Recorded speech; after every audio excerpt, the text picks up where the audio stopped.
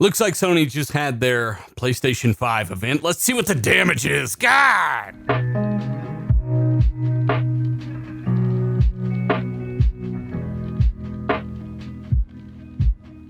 What is going on, guys? Dealer back again with yet another video. I'm gonna say first and foremost, if you can't handle a little bit of satire, a little bit of comedy, a little bit of jokes, and of course, a little bit of picking on your favorite platform, turn the video. Don't even bother, because you won't be able to handle this video. Fact is, Sony did a really good job today, and I've been very vocal about how they are going to show some good stuff at this show. And when it comes down to it, these are kind of my reactions. And keep in mind, we run one of the biggest Xbox channels in the world, and I can tell you confidently that Xbox sucks. No, I'm just see, three of you just got triggered, really triggered right there. It's not that serious, guys.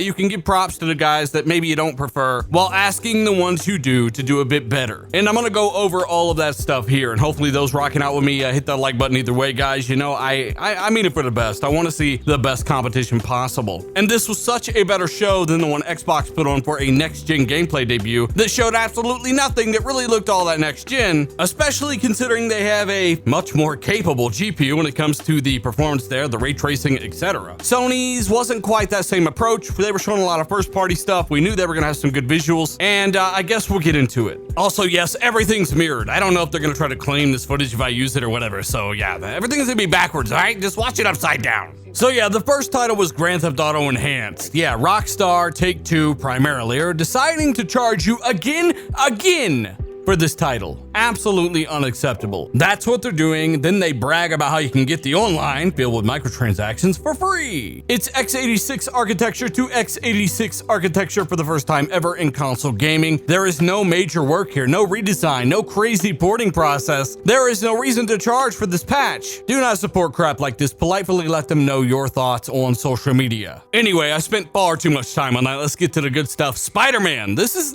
DLC basically. Do not think this is SpiderMan 2 leveraging full power of any particular platform. This should be available on both PS4, PS5. They've had 2 years to build this DLC out, I would imagine. This is not a full-on sequel as to what we know of it right now. I do expect it to look absolutely phenomenal on PS5. This is definitely one of those titles that is both visually demanding and a showpiece at that. Something that you're like, wow, yeah, I need to play that. And if you remember, I've done a few reviews on the last Spider-Man game, Spider-Man PS4 in 2018. Fantastic game. I'm looking forward to playing this. Let me know what your thoughts are on this down below. They also did show off Gran Turismo, as I talked about in my last video. They were going to do this, and the game looked pretty good. But I'd be lying to you if I told you that I thought it looked all that different from Gran Turismo Sport. But I'm also saying that factoring in that, hey, it was a 1080p, very low bitrate, 30 FPS. I've captured it at the highest available fidelity at the moment of recording this. As a matter of fact, I've even tried to correct the colors on the stream. I want everything to look as good as possible, knowing that it still won't look nearly as good as the real deal. You do notice some ray trace reflections in the pit crew area, stuff like that. It'll be interesting to see how hard they go there. The game is going to look good, I know that for sure. Gran Turismo Sport looked pretty good in the cockpit view. I hope they fix that third-person camera though. Gran Turismo 7 officially announced for the PS5, and you know what? That's a good thing. They do have games to play. And you know what? Speaking of games to play, Ratchet & Clank built from the ground up for PS5. And you can really see that SSD, that IO throughput in use there with what looks like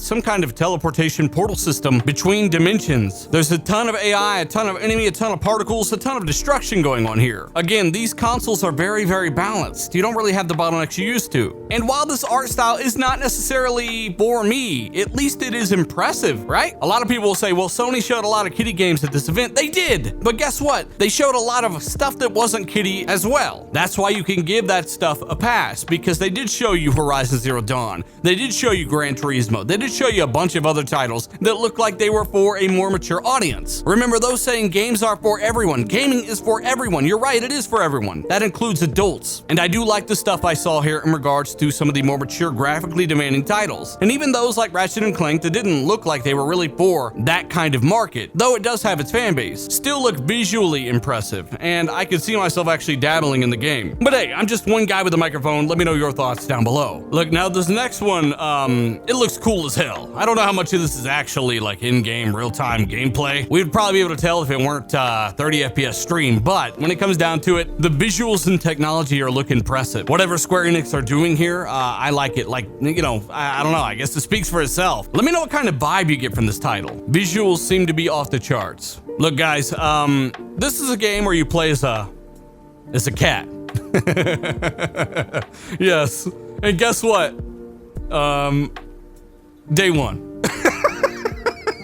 No, seriously, it's different. It's different. And look at this adorable cat. It's got a backpack on. Also, we've got Live, Die, Repeat the game. I'm guessing that you do go through and you kill stuff. It's a third-person kind of shooter from the guys who made Resogun. So expect that pattern-finding, recognition-type, side-scrolling, shooting-up gameplay. I don't know what the hell you would call that, but in third person. So I guess you'll be looking for those same patterns that you might find in Resogun to dodge all those bullets all at once, but in that third-person perspective. Not really something that I am clawing at my OLED to play, but you know what? It's a title. It does look pretty good, and it'll look even better in person at 60 FPS, likely 4 times the resolution, etc. Let me know your thoughts on this. Now, don't get me wrong, while there were some pretty cool games here, right? There are a ton of them that nobody gives a fuck about, so nobody gives a shit about these games, okay? So I just want to make that clear. By nobody, I mean me. I'm being a douche here. So just know that. Maybe you like Little Big Planet. I do not care, okay? This is not why I'm buying a PS5 day one.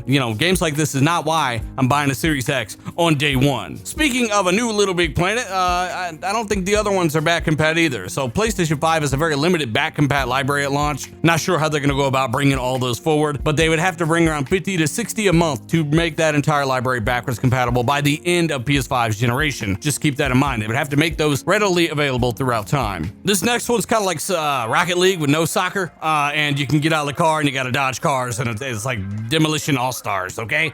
Again, I never said all the games were for everyone, or that they were all visually impressive, or that they all actually were cool, but it's a different take. At least you can get out of the car and you gotta dodge people trying to run you over. I don't know. I sound like somebody damage control right now. I'm just trying to look at the positive here. This one is Animal Crossing, but with swords. Actually, I was surprised by some of the footage in this trailer. Looks pretty good for what it is, the artistic art style here, if that is that a word? Are those words? Basically, it looks pretty good for what it is. That's what I'm trying to say. Got some combat in there versus some monsters, etc. Blah blah blah. Like what is this? Okay. Next. Look, I think you get the point. There's a lot of crap here that I don't care about. That doesn't mean that you don't have to care about it or that it's bad. That just means that I don't care. And I'm the one editing this video. So, who gives a shit? Oh, here we go. Godfall. Oh my. Those comparing Godfall to Halo Infinite. Go ahead and smack yourself in the face right now. Oh, wowee. Another Hitman. Make something else! Say what you will about this little game, but I like the art style.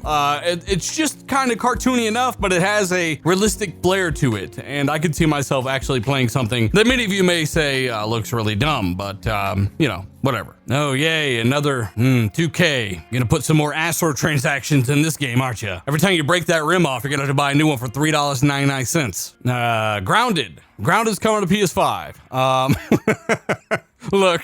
If any of you damage control this game, you're getting blocked. Sorry. Now I know I've skipped over quite a few titles here in the interest of my own sanity, but Demon Souls looks really good, and I don't know how much of this is actually like, hey, this is running on the PS5, and the GPU is pumping out these birds. Like, a lot of this could be pre-rendered stuff like that, but I'm sure it's gonna look amazing because Bluepoint always make their games look phenomenal. Demon Souls reimagining, remaster, whatever it is.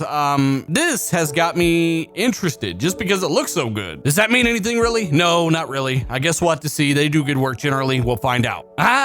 Resident Evil 8 Village. And you know what? There were some leaks about Resident Evil 8 having something to do with a werewolf and stuff. It turns out all that stuff's right. So yeah, you are playing as, looks like Chris Redfield. I'm not sure. Don't quote me there. And there is going to be more of a vintage style kind of lore to this game. Big fan of what they've done with the Resident Evil games here recently, especially the remakes. Resident Evil 7 was definitely a really cool twist. Resident Evil 8 has my attention. It will definitely be coming to the Xbox like a lot of games. And of course, I'll be checking it out there. Look, Horizon Zero Dawn 2, as I said in my last video, was going to make a lot of people and entire brands look bad by the way this game looks. Guerrilla Games are technical masters. They've proven that over and over and over. Seriously though, this game looks absolutely phenomenal, and I cannot wait to check this out.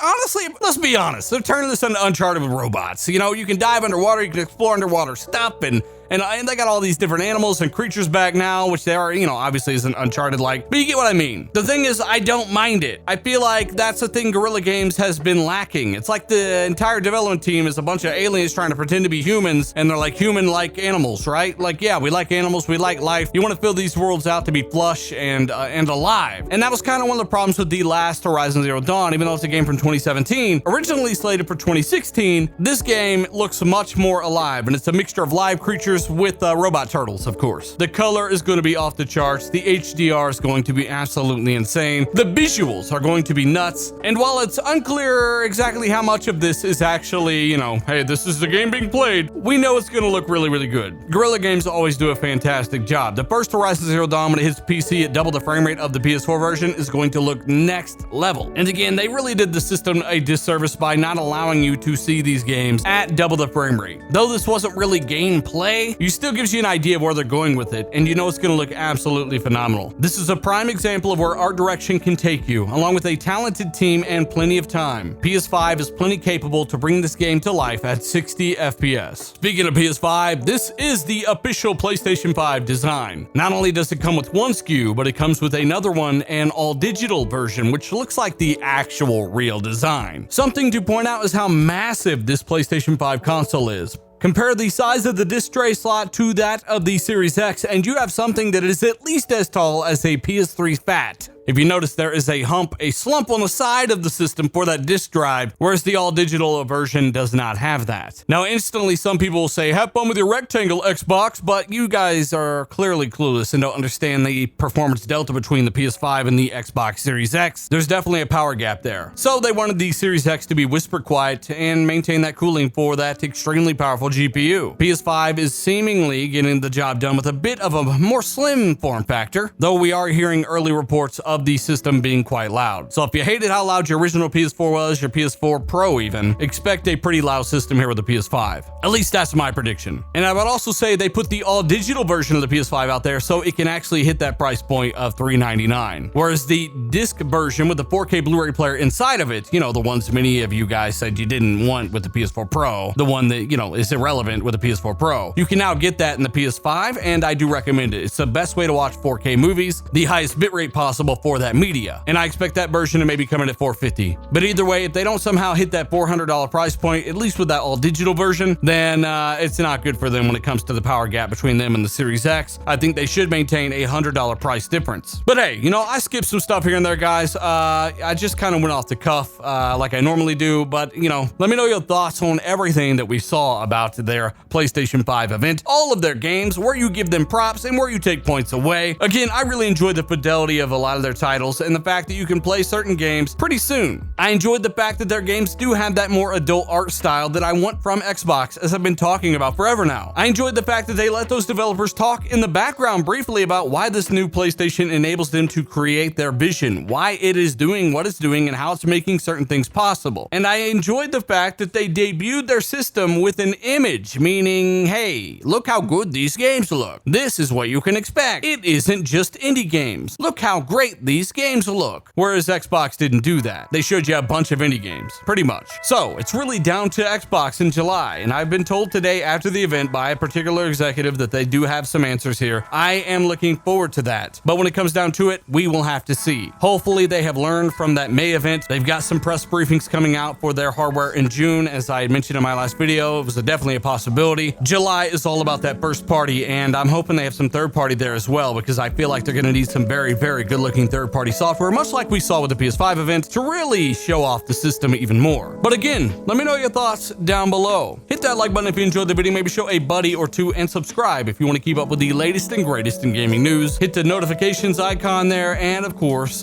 thank you guys so much for what you do. I prefer Xbox, but you know, I'm just an honest guy. When it comes down to it, I got so many people out there lying about the things that I've said or taking things out of context. Some of you may be watching this right now thinking, what the hell, I didn't expect this. That's because you haven't been paying attention. You've been listening to people that don't pay attention. And I really want to thank those who do rock out with me, subscribe, and you do pay attention. You're out there correcting people on certain things. You guys are the best, and I'm sure you expected this from me. I give Sony props. God of War is probably one of my favorite games of all time, and you guys already know that because you actually watch. That doesn't mean that I gotta constantly bash on a different platform because I give a different one props, right? So hopefully you guys are in the same mindset. You want to see competition flourish. If not, let me know why. If you are, of course, same thing. Again, I'll see you guys in the next one. Thanks for rocking out with me. Long video. Appreciate it, guys. I'll be back soon. I'm Dealer. I'm out.